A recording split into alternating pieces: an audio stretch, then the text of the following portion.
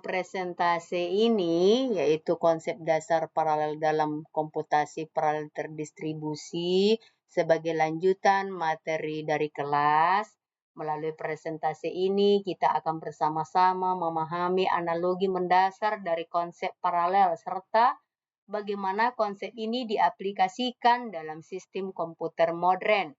Tujuan utama kita adalah agar kita setelah presentasi ini, kita semua memiliki pemahaman yang kuat tentang mengapa dan bagaimana paralelisme menjadi tulang punggung banyak inovasi teknologi.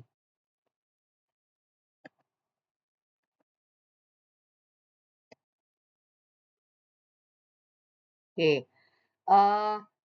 sekarang ini kita hidup di era digital, di mana data tumbuh secara eksponensial, kecerdasan buatan semakin canggih, dan internet of things menghubungkan miliaran perangkat. Semua ini menuntut kemampuan komputasi yang luar biasa.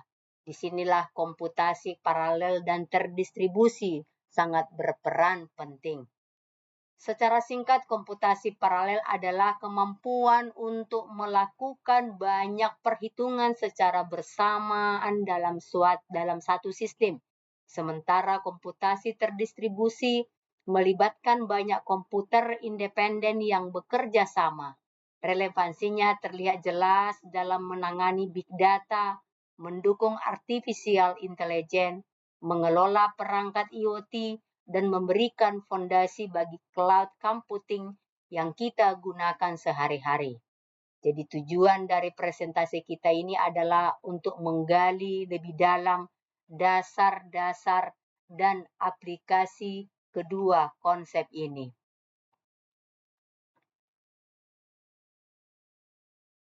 Analogi konsep dasar paralel kita ilustrasikan dengan sebuah visual.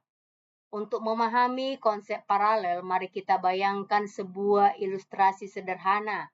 Kita bisa menggunakan analogi seperti antrian bank atau memasak di dapur. Di sini saya buat ada koki utama, bahan resep, asisten koki. Bayangkan Anda ingin memasak makan malam besar. Jika Anda melakukan sendiri satu persatu, misalnya potong sayur, masak nasi, siapkan daging, ini adalah komputasi serial. Tapi jika Anda membagi tugas dengan beberapa teman, satu memotong sayur, satu memasak nasi, satu lagi menyiapkan daging, inilah komputasi paralel. Masalah besar, memasak makan malam, dipecah menjadi tugas-tugas kecil yang dikerjakan secara bersamaan. Manfaatnya jelas, pekerjaan selesai lebih cepat. Namun ada batasannya. Jika terlalu banyak orang di dapur, mereka bisa saling menghalangi atau mungkin ada satu tugas yang harus menunggu tugas lain selesai. Misalnya, semua harus menunggu nasi matang. Analogi ini membantu kita memahami efisiensi melalui kerjasama serta potensi overhead atau batasan yang mungkin timbul. Untuk jenis paralelisme yaitu data dengan tugas. Dalam dunia komputasi paralel, kita mengenal dua jenis paralelisme utama. Ada namanya paralelisme data dan ada paralelisme tugas. Paralelisme data, ya, paralelisme data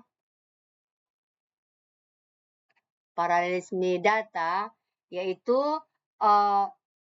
di sini menerapkan operasi yang sama secara simultan pada bagian data yang berbeda, yaitu pemrosesan besar, misalnya filter untuk setiap kali piksel untuk bersamaan, atau perhitungan matrik, membagi matrik menjadi blok yang diproses yang independen. Jadi bisa dikatakan terjadi ketika operasi sama diterapkan pada bagian data yang berbeda secara bersamaan. Bayangkan Anda memiliki ribuan foto yang ingin Anda aplikasikan pada filter yang sama. Setiap foto bisa diproses secara independen oleh core prosesor yang berbeda. Ini sangat efisien untuk pengolahan citra, analisis dan statistik, atau aplikasi ilmiah lainnya. Sedangkan paralelisme tugas adalah ketika tugas-tugas yang berbeda atau operasi yang berbeda dijalankan secara bersamaan, bisa pada data yang sama atau data yang berbeda. Contohnya adalah sebuah pipeline perakitan mobil, di mana setiap stasiun kerja melakukan tugas yang berbeda secara bersamaan. Penting juga untuk membedakan antara concurrency dan parallelism. Concurrency berarti sistem dapat menangani beberapa tugas secara bersamaan, namun belum tentu pada saat yang persis sama atau bisa bergantian sangat cepat.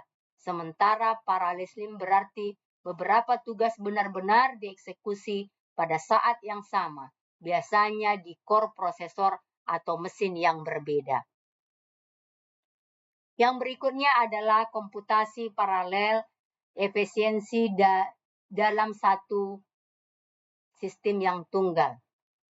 Sekarang, mari kita fokus pada komputasi paralel. Ini adalah pendekatan di mana kita memanfaatkan banyak prosesor atau core dalam satu mesin tunggal untuk menyelesaikan masalah lebih cepat. Arsitektur umumnya bisa berupa multi-core CPU yang ada di laptop atau smartphone kita, atau GPU, Graphic Processing Unit, yang sangat efisien untuk operasi paralel massal seperti di gaming atau machine learning. Ada juga Symmetric Multiprocessing atau SMP, di mana beberapa CPU berbagi memori bersama. Contoh aplikasi sangat banyak: pemrosesan video, simulasi ilmiah, permainan grafis. Keuntungannya utama adalah peningkatan performa yang signifikan dan pemanfaatan sumber daya maksimal.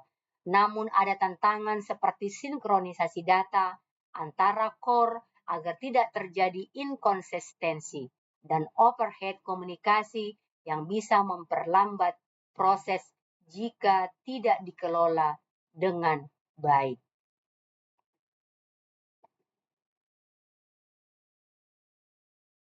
Komputasi terdistribusi bekerja sama melintas jaringan. Beralih ke komputasi terdistribusi berbeda dengan paralel. Berbeda dengan paralel ya. Di sini kita memilih banyak komputer independen yang tersebar, bahkan di lokasi geografis yang berbeda, yang bekerja sama melalui jaringan untuk menyelesaikan tugas. Mereka tidak berbagi memori secara langsung. Arsitektur umumnya meliputi misalnya client server, yaitu seperti situs web yang kita gunakan setiap hari, peer-to-peer, misalnya berbagi file atau blockchain.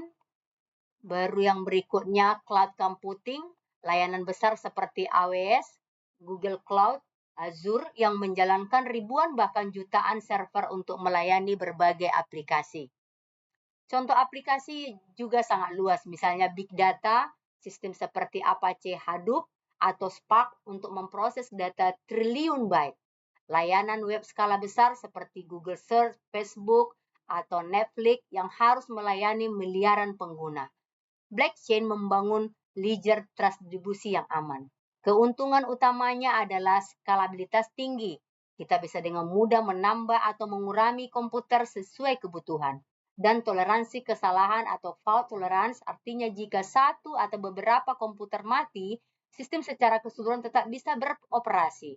Namun tantangannya adalah latensi jaringan yang lebih tinggi, menjaga konsistensi data di banyak mesin, masalah keamanan, dan manajemen sumber daya yang kompleks.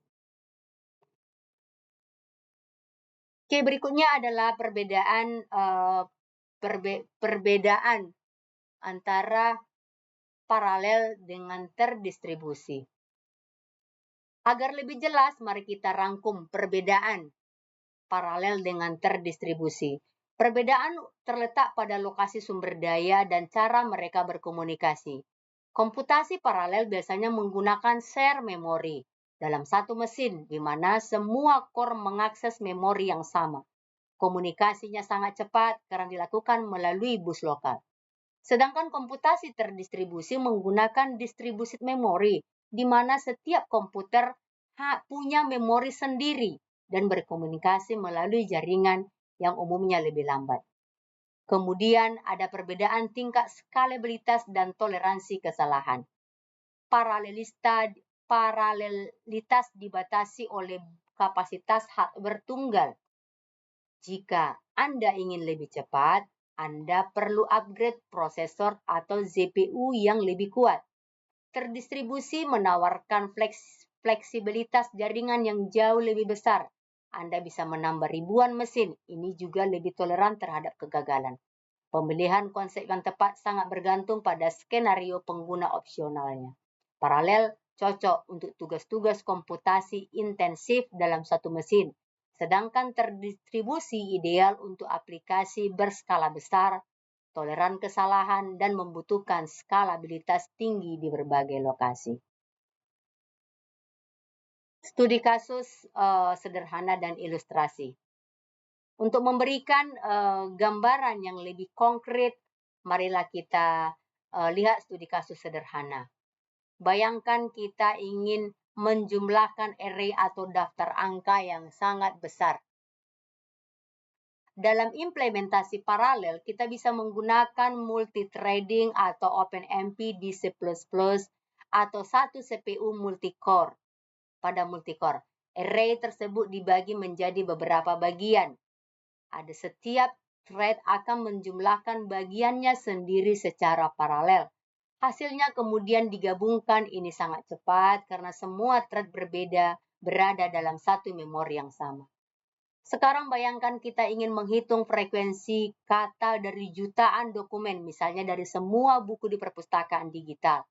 Dalam implementasi terdistribusi, kita bisa menggunakan pendekatan seperti MapReduce. Dokumen-dokumen tersebut akan tersebar di banyak komputer atau node. Setiap node akan memetakan kata-kata dalam dokumen yang menjadi bagiannya dan menghitung frekuensinya secara lokal. Kemudian, hasil dari setiap node akan diredus atau digabungkan untuk mendapatkan frekuensi total setiap kata. Ini memungkinkan pemrosesan big data yang besar. Kedua ilustrasi ini menunjukkan bagaimana konsep dasar paralel, baik dalam satu mesin maupun terdistribusi di banyak mesin. Secara fundamental, peningkatan efisiensi kemampuan kita dalam menangani komputasi kompleks di dunia nyata. Kurang lebih ilustrasinya seperti itu. Oke, sebagai kesimpulan, sebagai penutup, mari kita rangkum poin-poin utama presentasi ini. Yang pertama, kita telah memahami analog dasar paralelisme melalui contoh sehari-hari. Yang kedua, kita telah membedakan antara komputasi paralel, efisiensi dalam satu sistem, dan komputasi terdistribusi, skalabilitas dan toleransi kesalahan antara sistem melalui jaringan. Yang ketiga, kita juga telah melihat bagaimana keduanya sangat relevan di era big data, AI, dan cloud computing. Memahami kedua konsep ini sangat penting karena mereka adalah fondasi bagi inovasi teknologi masa depan. Banyak sekali tren dan arahan pengembangan di bidang ini melalui hardware yang semakin paralel hingga framework komputasi terdistribusi yang semakin canggih. Semoga presentasi ini memberikan Anda pemahaman yang kuat untuk terus menggali lebih dalam. Oke, sekian video ini. Nanti kalau ada yang mau ditanyakan, didiskusikan, boleh kita jumpa di kelas atau melalui Gmail saya. Terima kasih atas perhatian Anda.